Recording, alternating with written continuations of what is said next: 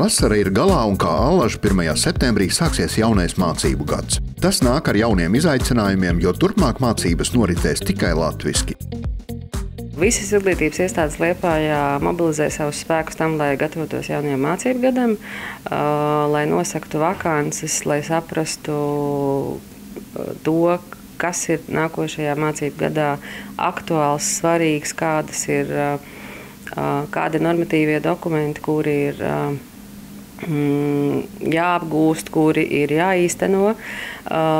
Mums ir notikušas sarunas uz doto brīdi ar izglītības iestāžu, ne visiem, bet ar lielu daļu izglītības iestāžu vadītājiem, skolu vadītājiem par to, cik izglītības iestādes ir gatavas un cik viņas ir sagatavotas.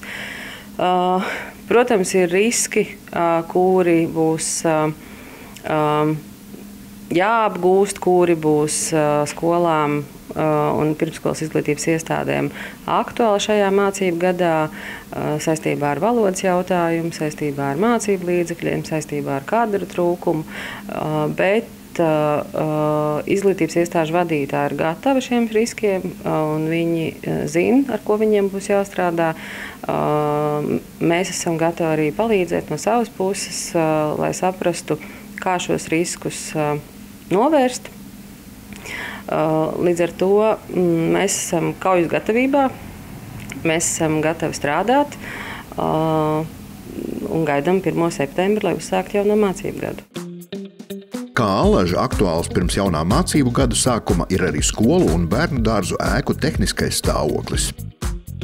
Mums skolās liela remonti uz doto brīdi vai Eiropas fondu piesaisti nav bijusi. Mums skolas pašas ir veikušas un pirmskolas savus šos mazos tehniskos remontus, vai arī pirmskolās ir šis pirmskolu programmas tīkls, kur ir elektrības remontu vai grīdu remontu. Joprojām mums ir 2 pirmskolas, kuras ir aktīvā remonta stadijā. Tas ir Prātnieks un tā ir Kristīgā pirmskolas izglītības iestāde, bet skolas ir gatavas.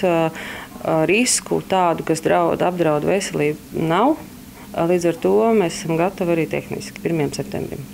Plus vēl viens jauns bērndārs, tas ir stadijā. Tur viss notiek leģitīma sakārtošanas stadijā. Tur ir jāsakārto dokumentācija, lai varētu uzņemt bērnus, bet viss ir procesā.